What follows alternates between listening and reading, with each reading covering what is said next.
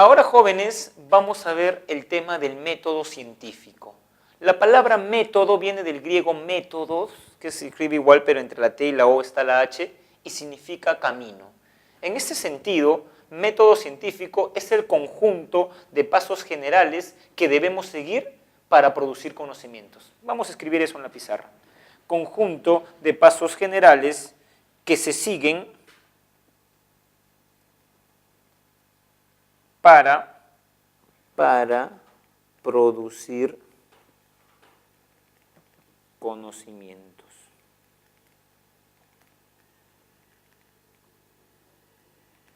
Y tenemos, jóvenes, 3 pasos fundamentales.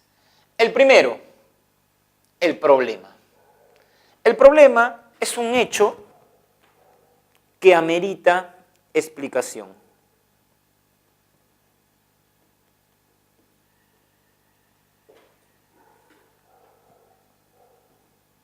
Por ejemplo, alguien se pregunta, ¿por qué se extinguieron los dinosaurios?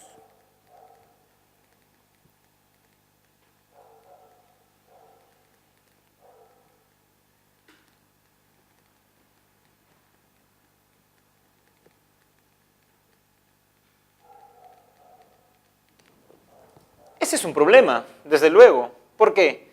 Porque amerita una explicación. Frente a un problema, yo tengo una respuesta tentativa, una respuesta probable. Y a eso se llama hipótesis. La hipótesis es una respuesta tentativa al problema.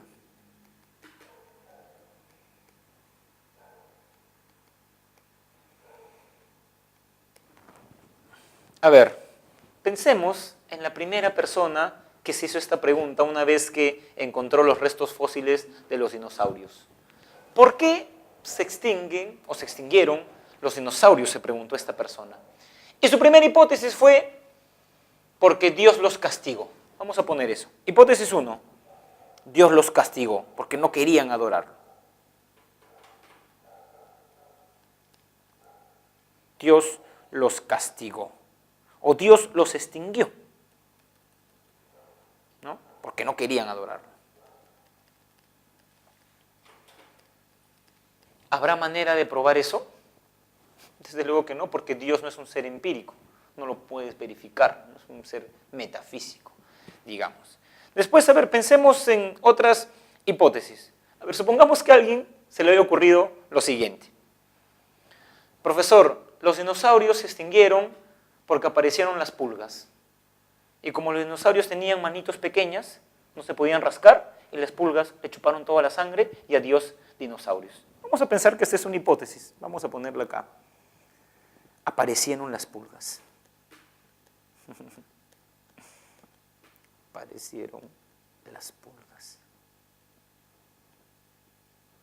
Sin embargo, si los dinosaurios existieron en el año X, las pulgas aparecen en el año X más 20.000 años después.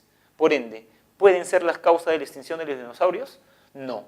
Hipótesis 1 de rechazada, hipótesis 2 rechazadas. Y de pronto a alguien se le ocurrió decir, los dinosaurios se extinguieron porque cayó un meteorito. Caída de un meteorito. Tienes varias hipótesis. Ahora van a tener que pasar la prueba de fuego. Vamos a tener que someter a prueba las hipótesis. Y eso se conoce como el tercer paso del método científico, lo que se denomina en epistemología la contrastación, que se define como, lo que les he dicho, poner a prueba la hipótesis.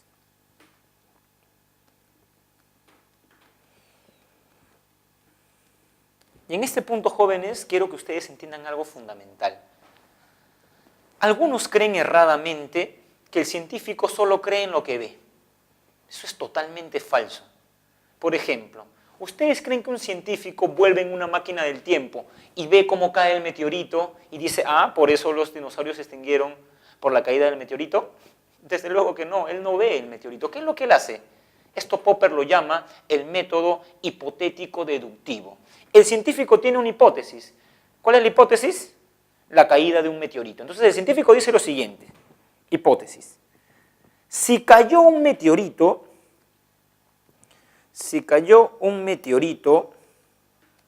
entonces de esta hipótesis él saca una implicancia. Si cayó un meteorito, implicancia, entonces debe haber un cráter en la Tierra que pruebe que el meteorito cayó.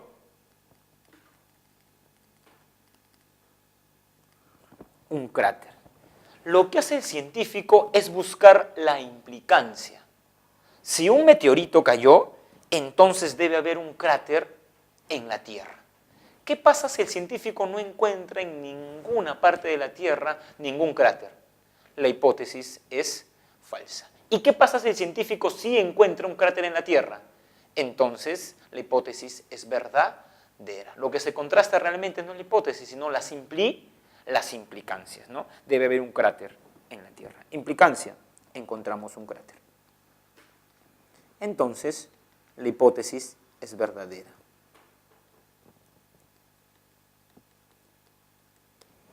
Incluso, quiero que ustedes comprendan algo. A veces solemos idealizar la labor de un científico. ¿Por qué? Porque solemos pensar que el científico, la primera respuesta que piensa es la respuesta correcta. Es decir, tiene un problema. A la primera hipótesis que plantea, esta hipótesis es la verdadera. Otra idea falsa. El científico plantea varias hipótesis, ¿no? Incluso les voy a poner un ejemplo de la historia de la ciencia. Quien inventó la bombilla eléctrica, Edison. Él le contó a un amigo que fracasó 1000 veces antes de llegar al invento correcto. Este amigo se lo comentó a un periodista y cuando Edison estaba presentando la bombilla eléctrica, este periodista un poco malintencionado alzó la mano y en plena rueda de prensa le dijo lo siguiente y le preguntó lo siguiente: señor Edison, ¿qué se siente fracasar 1000 veces? Y Edison le dio la siguiente respuesta: yo no he fracasado 1000 veces, sino que la bombilla eléctrica es un invento de 1001 pasos. O sea, el científico procesa el fracaso. Problema, hipótesis 1, no es contrastada, hipótesis 2, 3, 4, 5, 6. O sea, no se da por rendido, es tenaz. No vayan a pensar que el científico, problema, hipótesis 1, y solucionado, digamos, el problema. No. Él plantea varias hipótesis, ¿no? En ese sentido es una persona que tiene bastante tenacidad. Y por eso la hipótesis es una respuesta probable, tentativa, que tiene que pasar la contrastación para saber si es verdadera o no. Ahora, cuando una hipótesis es contrastada, a eso se le conoce como ley científica. Entonces, jóvenes, ¿qué es una ley científica? Una hipótesis contrastada. Cuando la hipótesis es confirmada, se le denomina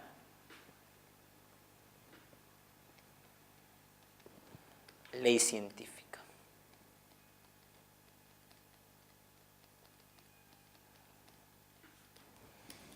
Y quiero, como último punto de esta clase, que comprendan la diferencia entre teoría científica y ley científica.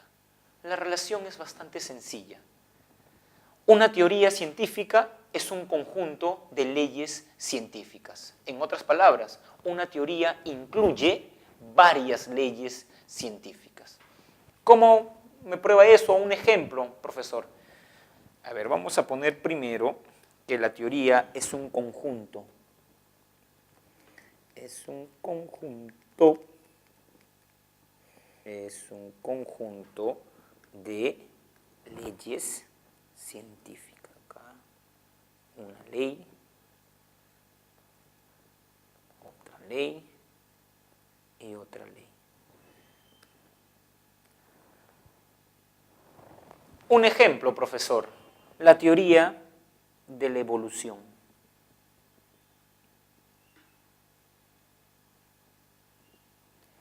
La teoría de la evolución, jóvenes, ¿tiene solo una ley científica? No, tiene varias. Vamos a recordar 3 leyes de la teoría de la evolución.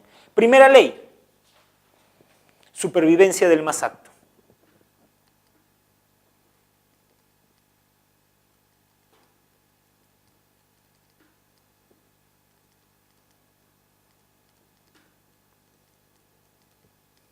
Segunda ley, ley del uso y desuso.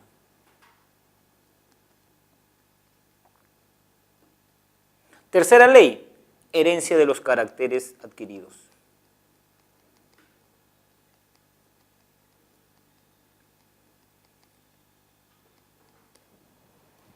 La teoría de Newton, ¿solo tiene una ley? No, tiene varias leyes. Entonces recuerden, una teoría científica es un conjunto de leyes científicas. Es decir, una teoría científica congrega y tiene dentro varias leyes científicas.